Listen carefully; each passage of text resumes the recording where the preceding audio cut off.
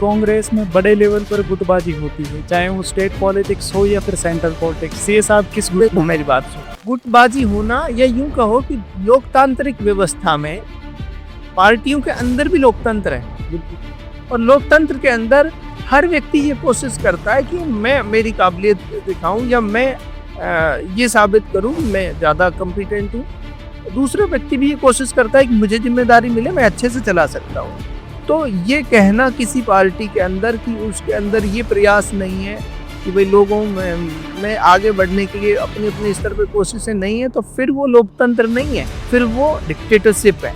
जैसे बीजेपी में है ना, आज बीजेपी में लोकतंत्र नहीं है। बीजेपी में प्रधानमंत्री आज कौन जानता है कि देश का विदेश मंत्री कौन है? कौन जानता है? कौन जानता है आज का जल संसाधन मंत्री कौन है? कौन जानता है हमारी सेना जो रक्षा मंत्री वो कौन है? कौन लेता है इन सब डिसीजनों को? कौन जानता है रेल मंत्री कौन है? कौन जानता है शिक्षा मंत्री कौन है? इनकी कोई आइडेंटिटी नहीं है।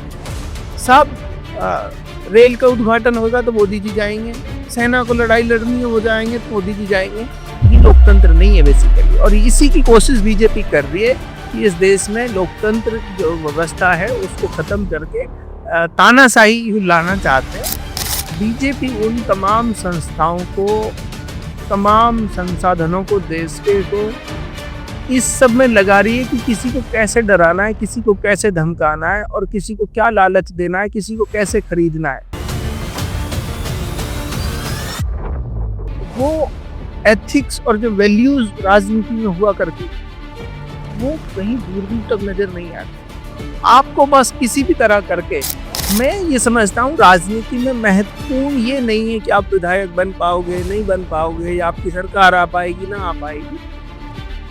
जो काम आपने करना है वो काम आज से अभी से शुरू करें। आप मेरे मानना ये है राजनीति में भी और सामाजिक क्षेत्र में हम आज क्या कर रहे हैं, हम आज भी बहुत बड़े स्तर पर बच्चों को, नई जनरेशन के लोगों को कोशिश कर रहे हैं कि मोटिवेट किया जाए और उनको इस बात पे उभारा जाए कि हमारे पास आगे बढ़ने का एक ही रास्ता है, और वो एजुकेशन से होकर जाता है कि काम करने के लिए नियत और नीति, दो चीज़ों की ज़रूरत होती है।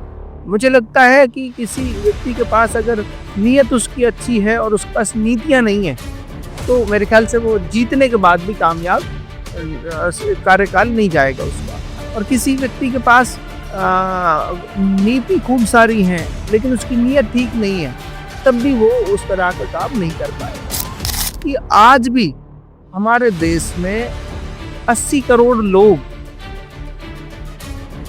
गरीबी रेखा से नीचे हैं, जो सरकार के द्वारा दिए गए डाटा के अनुसार, हाँ, सरकार जिनको अनाज देती है वो 80 करोड़ लोग जो हैं वो अभी भी सरकार के द्वारा दिए गए अनाज से उनका जीवन यापन होता है। इतने बड़े देश में और इतनी जहाँ पॉपुलेशन जो है गरीब हो, वहाँ प्राइवेट जो सिस्टम है उससे आप समाज में बदलाव नहीं ला सकते, ये मेरा मानना है। आपको क्या करना होगा, आपको जो सरकारी सिस्टम है उसको इतना इफेक्टिव बनाना है ताकि आप उन गरीब लोगों के बच्चों को अच्छी शिक्षा की व्यवस्था कर पाओ।